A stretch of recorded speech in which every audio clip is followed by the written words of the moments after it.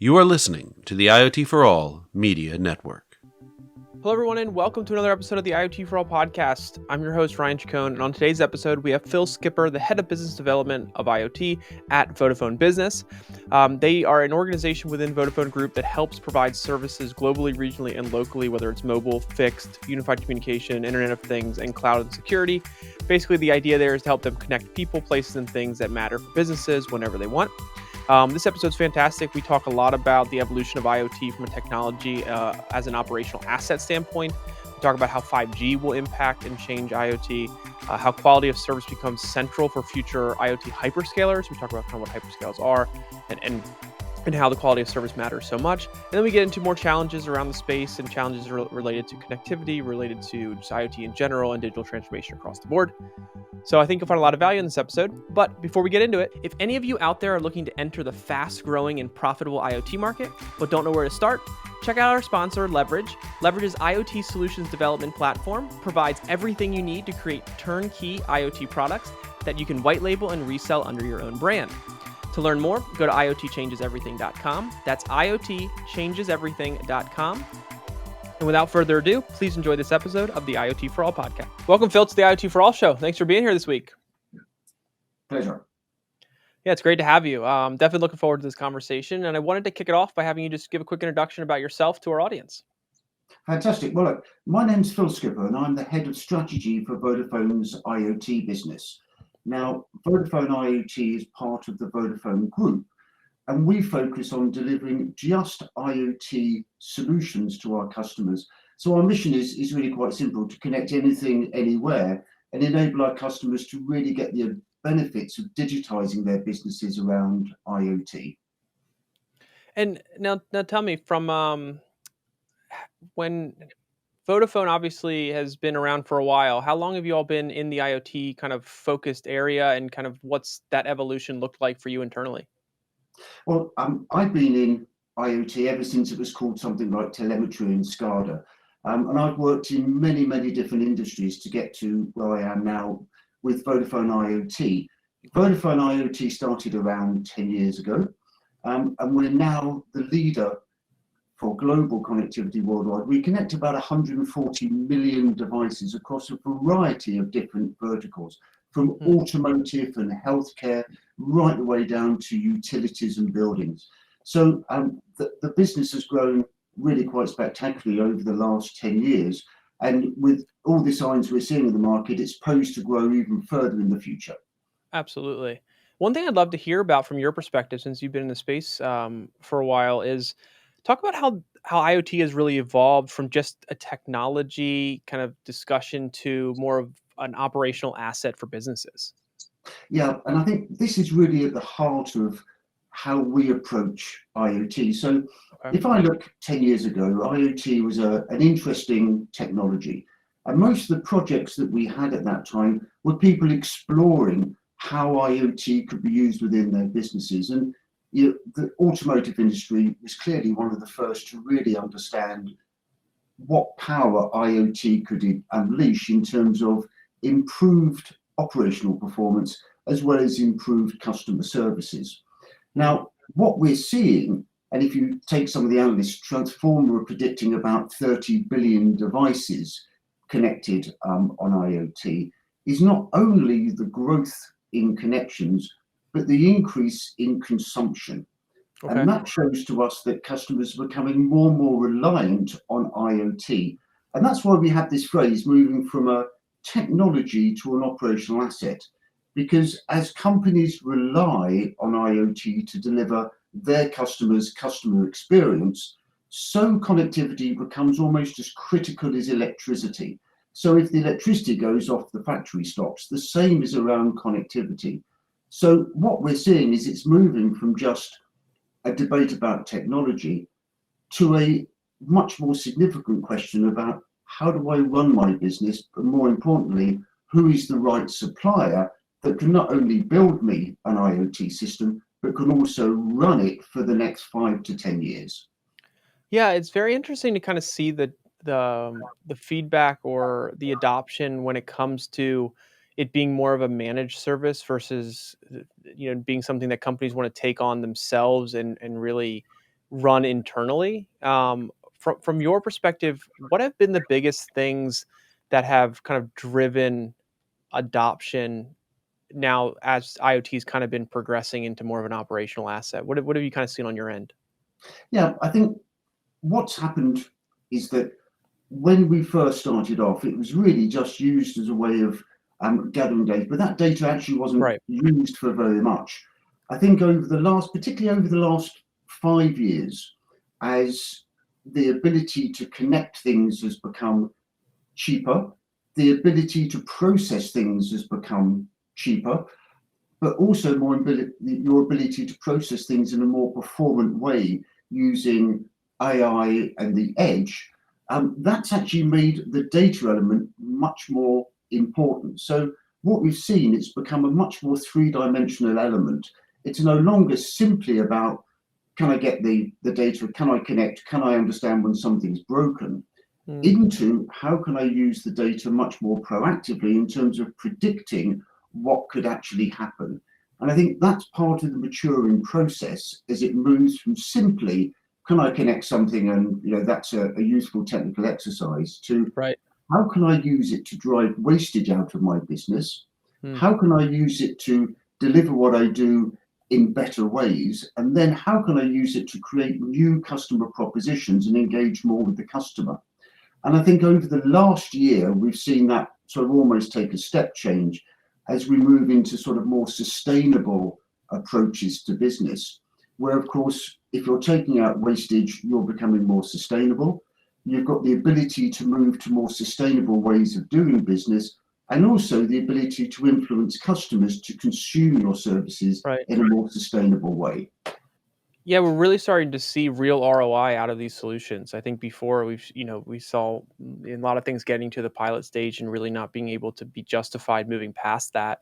But as we are starting to see more applications being deployed in different industries for different use cases, we're starting to collectively see just what the power of these technologies that we were talking about for so many years are when you actually apply them the correct way. Yes, and I think that question of ROI is really important because I hear that all the time.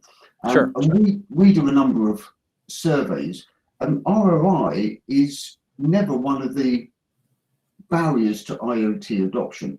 And I think what becomes important with this takes us back to this conversation about IoT as an operational asset is, in order to realize the true benefit, doing the technology in isolation is not enough. You also need to start thinking about how you digitize your business around IoT. Sure. And I think those companies which have really embraced IoT as a way of doing business in a different way have actually released massive amounts of ROI for their business. And I think for us, it's no longer about the proof of concept. We believe that the concept is well and truly proven. And with 140 million devices worldwide, Right, I think right. we're already there. Yeah. It's really getting customers to say, if you really want to get the benefit, you really have to change the way you do things. So, we've seen it in multiple different industries, but you've got to really think about what your business is going to look like when it's based on IoT and when you've digitized around it as a core capability. Absolutely, I could not agree more. I wanted to ask you from the connectivity side of things, which we know is super important. We've been hearing a lot about 5G over the last couple of years. It's obviously growing in its rollout. But from your perspective, where do you see 5G really contributing to the most change for the IoT space? Yeah, and this again is a good question, because if you look at what's happened in IoT, there's really only two types of use classification you can have. One is we tell you where something is, and the second one is we tell you what condition it's in. 5G opens up a third set of use cases, and these are about control. And if you look at all the applications that need 5G, from autonomous vehicles to virtual reality, they're all control applications.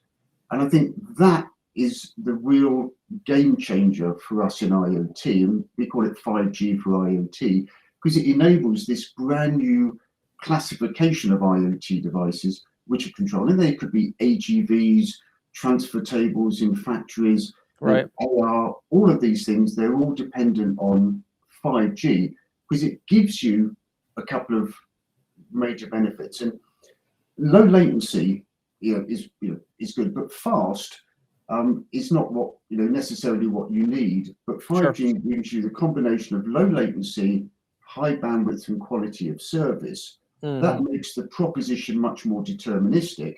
If it's deterministic, you can control things. And we've done some great examples. We've controlled cranes from 250 kilometers away remotely over 5G. We've done a lot of work in haptic control where you can pick things up and feel it from across the Atlantic. So I think those control applications is really a game changer for IoT going forwards. Yeah, absolutely. It's very interesting to kind of see how each type of connectivity now that we have plays a certain role in delivering the kind of the quality of service for these IoT solutions to be successful. And 5G is one that, like I said, we've been talking about for a while, and now we're starting to really see its application and the enablement it has for new use cases and solutions that otherwise or beforehand really weren't as plausible as they are now with 5G. Which leads me into a question I wanted to ask you, which is when it comes to like the quality of service in general, it's really the focal point, or is really central to the future of IoT and the companies that are really focusing on scale. How do you kind of see that quality of service element really playing a role in growth and adoption for hyperscalers? Yeah, the quality of service aspect becomes really, really vital because organizations rely on their IoT provider to make sure that they can keep the wheels rolling in their factory or on the road or whatever. So quality of service becomes key, but the secret is to match the quality that you provide with the expectation of the customer. And as we move into more critical services, it's really important that you come at this not from the perspective of traditional technology reliability, but you come at it from the perspective of operational reliability. So we take a much more manufacturing view of operational resilience and operational quality. And I think that's really helpful because you can then have the right conversations with customers about the quality of service they want to deliver, but more importantly, the resolution paths they want to follow in order to maintain the service they provide. Because nothing in the world is ever perfect, but what we're interested in doing is making sure that we can deliver faultless support so that we can keep our customers going, be that completely redundant systems, be that dual communications, be that backup systems. And being able to tailor that to the operational needs is really the key to it. Yeah, and I also think it's very important for those conversations and that alignment to happen as early on in the process as possible, so that you don't run into hiccups or kind of a misalignment of expectations down the line, and which can cause can kind of cause blockage to scaling. And I think that's something that I've had a lot of conversation on the podcast about is that communication and that alignment of expectations across all parties that are involved. Yeah, and I think you're absolutely spot on. I think the worst thing you can do is to put a technology into a business which somehow creates friction with their existing processes. Right. What you have to do is to do it the other way around and understand what a frictionless solution looks like, and then you can build the components. So many organizations think about sell, build, and run. We look at it completely opposite way around. We say, what is it you want to run? Therefore, how do we build it? And finally, how can you buy it? Absolutely. So I wanted to kind of pivot a little bit here and talk about kind of over the last, let's say, decade or so, as we've seen IoT come to where it is now. There's been a lot of growth over those years, right? It's been pretty interesting and incredible to kind of see, but it's also, I'm sure, led to a lot of challenges for businesses. And I'd be curious, from your perspective, what challenges you have seen come up over the last number of years, kind of due to the IoT growth that maybe IoT is also helping to solve, or that we need to start addressing maybe that we haven't so far. Yeah, I think challenge and opportunity, how do they fit together? And I think what we've seen is because IoT has got such a high profile, and it's actually quite easy to step into, we found a lot of customers going down the path of things like proof of concepts, without actually having a clear view of what the outcome they want to deliver is. And I think that's one of the things we've seen change quite significantly, where they're now in the space of having the right conversation about what is it I'm trying to achieve. And I think that's something, a bit of a challenge that's now been sort of overcome. I think the second one is around, what sort of technologies to use, and trying to get some clarity, because there's so many choices in IoT. And we're focused on providing very simple solutions for very complex problems. And these range from, being able to stream video into cars, right the way down to very simple battery solutions. And, quite clearly, just by simply giving customers the ability to connect anything, anywhere, anyhow, in the best way for their own commercial model is the key. Because when you look at IoT, the end result is you've got to make sure it fits within the existing company's process, and it fits with the way, for instance, they generate their revenues. So it's really a fast maturing market, but I think we're now at the space where it's ready to hyperscale, and we're ready to see really significant growth as more companies embrace it. The ability to process data becomes more accessible, more automated, and people actually understand what those insights into their business translate into in terms of business value. Absolutely. And I think one of the big opportunities that we've seen is for organizations to not only digitize their processes, but integrate IoT kind of at the same time, under this umbrella of digital transformation. And all this really helps them utilize and understand and realize the value that IoT really has. So one of the things I wanted to ask before we wrap up is, from your perspective, how can companies do that successfully? Or what advice do you have for companies that are kind of getting started on their IoT journey and looking to better understand how to not only become more digital with their processes, but also really start integrating IoT technologies into their businesses? How to approach it? What advice? What things should they be thinking about? Just anything kind of generally from an advice standpoint that you've seen that could help companies that are kind of on that path right now. Yeah, I think it's think about what you want to be rather than what you are today and what you can buy today. Okay. And I think you also need to have a view which says if you want to do it, it's not just a technology thing. So you need to be getting the views of people, especially in the operational world, to say, what is it that you actually need as the outcome?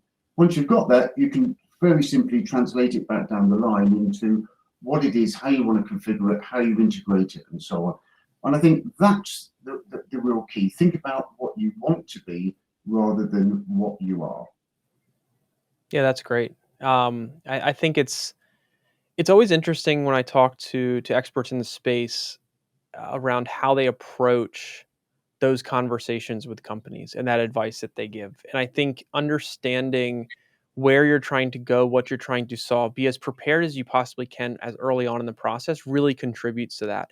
And I think a lot of organizations overlook that and get very hung up on either one problem they're trying to solve, one use case they see they can implement, or they just don't fully understand it because they're being told by management, hey, we need to get IoT into our business, but they don't understand exactly how or why that's a benefit. So really understanding and grasping those points, I think, is super important. So one of the things I wanted to ask here is, kind of as we move forward into the space throughout this year, what are you looking forward to? What do you think's going to be happening? What are you most excited about? Talk to me on that end. Yeah, we're excited really about three things. One is the ongoing development of low power wide area networks. Now we're already up to sort of 55 roaming networks, and that is opening up a new set of use cases in the high penetration, low battery consumption area. Okay. At the top end, it's really about the big projects around mobile private networks. It's really about 5G. It's those control applications at the top. And in the middle, it's the digital transformation. And what we're really excited about is the way that things like IoT can enable companies of any size really punch above their weight by giving them access to new insights, greater reach, availability in more countries. So I think we're looking forward to ongoing growth and expansion in IoT, but also the opening up of these two new use cases, one for low power and one for 5G. So it's going to be a very interesting, exciting 12 months. Absolutely. And if our audience out there wants to learn more kind of everything going on Vodafone's side as it relates to IoT, what's the best way to do that? What's the best way to kind of stay in touch, follow along, and connect if they have questions? Yeah, we're all over social media. We've got a big website. We've got a large sales force. We've got our opco countries in many different countries. So please have a look, see what we do. Keep looking at our posts. Keep looking at the material we're putting out there. And we'd love to talk to you about IoT. Fantastic. Phil, this has been a great conversation. I really appreciate you taking the time to do this on your Friday. We look forward to getting this out to our audience and having you back to talk more about everything going on at Vodafone. That's fantastic. Thank you for your time today. Thank you. All right, everyone. Thanks again for watching that episode of the IoT For All podcast. If you enjoyed the episode, please click the thumbs up button, subscribe to our channel, and be sure to hit the bell notification so you get the latest episodes as soon as they become available. Other than that, thanks again for watching, and we'll see you next time.